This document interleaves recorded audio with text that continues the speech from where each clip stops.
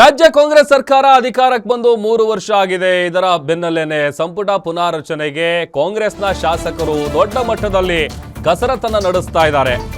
ಈಗ ಆಲ್ರೆಡಿ ಮಲ್ಲಿಕಾರ್ಜುನ್ ಖರ್ಗೆ ಅವರನ್ನ ಭೇಟಿ ಮಾಡಿ ಒಂದಷ್ಟು ಮನವಿಗಳನ್ನ ಡಿಮ್ಯಾಂಡ್ಗಳನ್ನ ಮುಂದಿಟ್ಟಿದ್ದಾರೆ.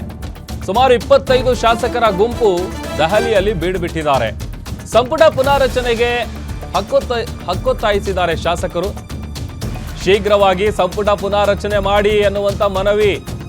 ಸರ್ಕಾರ ಬಂದು 3 ವರ್ಷ ಆಯಿತು, ನಮಗೊಂದು ಅವಕಾಶ ಮಾಡಿಕೊಡಿ, ಯಾವುದೇ ಕ್ಲಾರಿಟಿ ಸಿಗಬೇಕು, ಅಲ್ಲಿವರೆಗೂ ನಾವು ದೆಹಲಿಯನ್ನ ಬಿಟ್ಟು ಹೋಗಲ್ಲ ಅಂತ ಪಟ್ಟು ಹಿಡಿದಿದ್ದಾರೆ.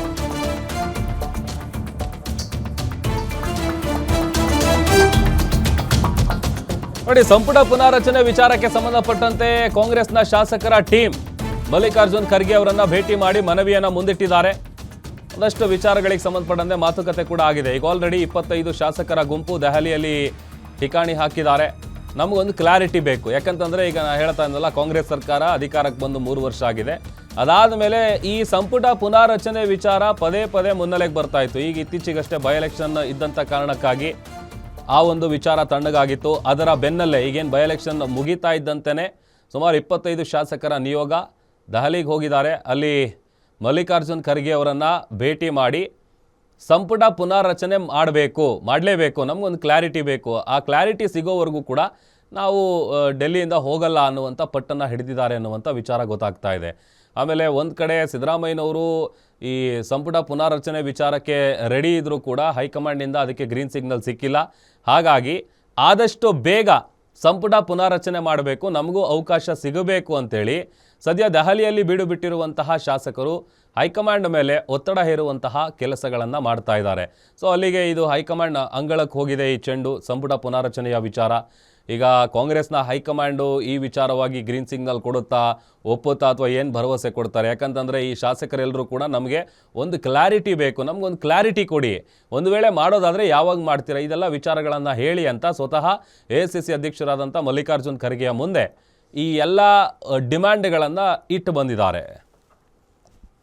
ಏನಂದ್ರೆ 5 ವರ್ಷದಲ್ಲಿ ಈಗಾಗಲೇ 3 ವರ್ಷ ಮುಗ್ದಿದೆ.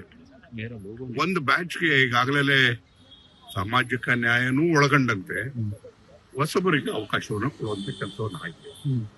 ಅದೇ ರೀತಿಯಾಗಿ ಸ್ವಲ್ಪ ಹಿರಿಕಿರ್ತಕ್ಕಂಥವ್ರು 3 ಟರ್ಮ್ನಿಂದ 5 ಟರ್ಮ್ ಆಗಿರ್ತಕ್ಕಂಥವ್ರು ಕೂಡ ಬಹಳಷ್ಟು ಜನಕ್ಕೆ ಅವಕಾಶಗಳು ಸಿಕ್ಕಿಲ್ಲ.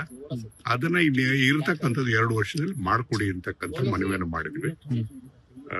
ನಾನು ನಿರೀಕ್ಷೆ ಮಾಡೋದಕ್ಕಿಂತ ಹೆಚ್ಚಾಗಿ ಅವರು ಸಹಾನುಭೂತಿಯಿಂದ ನಮ್ಮ ಮನವಿಯನ್ನ ಕೇಳಿದ್ದಾರೆ. ಅವರ ಹೃದಯಕ್ಕೆ ತಾಕುವಂತ ರೀತಿಯಲ್ಲಿ ವಿಚಾರ ಮಂದಟ್ಟಾಗಿದೆ. ಬಹುಶಃ ಎಲ್ಲೋ ಒಂದು ಕಡೆಗೆ ಆ ಪ್ರಕ್ರಿಯೆಯನ್ನು ನೋಡಿದಾಗ ಅದನ್ನ ಅವರು ಅರ್ಥ ಮಾಡ್ಕೊಂಡಿದ್ದಾರೆ. ಮತ್ತು ಪಕ್ಷದ ಹಿತದೃಷ್ಟಿಯಿಂದ ಸೂಕ್ತ ನಿರ್ಧಾರವನ್ನ AICC ತಗೋತಾರೆ, ಅಧ್ಯಕ್ಷರು ತಗೋತಾರೆ ಅಂತಕ್ಕಂಥ ವಿಶ್ವಾಸ. ನಾನು ಎಲ್ಲರೂ ಗಮನಕ್ಕೆ, ಜನರವ್ರಿಗೆಲ್ಲ ಗಮನಕ್ಕೆ ತಂದು ನಿಮಗೆ ಸೂಕ್ತವಾಗಿ ಸಹಾಯ ಮಾಡಕ್ಕೆ ನಾನು ಪ್ರಯತ್ನ ಪಡ್ತೀನಿ ಅಂತ ಹೇಳಿದ್ದಾರೆ. ಅಷ್ಟು ಮಾತಾಡ್ಕೊಂಡು ನಾವು ಬಂದಿದೀವಿ. ಇನ್ನು 2 ದಿನ ವೇಟ್ ಮಾಡಿ ವೇಣುಗೋಪಾಲ್ ಸೂರ್ಜಿ ಅವರು ಮಾತಾಡ್ಕೊಂಡು ನಾವು ಬೆಂಗಳೂರಿಗೆ ಹೋಗ್ತೀವಿ. ಇನ್ನು ಮೋಸ್ಟ್ಲಿ ಮುಂದಿನ ತಿಂಗಳು 15ನೇ ತಾರೀಕು ರೀಶೇಬಲ್ ಆಗ್ಬೋದು ಅಂತ ನಮ್ಮ ವೈಯಕ್ತಿಕ ಅಭಿಪ್ರಾಯ. ಅಲ್ಲ, ಅವ್ರ ಮಾತಲ್ಲ ಅದೇ ವ್ಯಕ್ತ ಆಯ್ತಾ?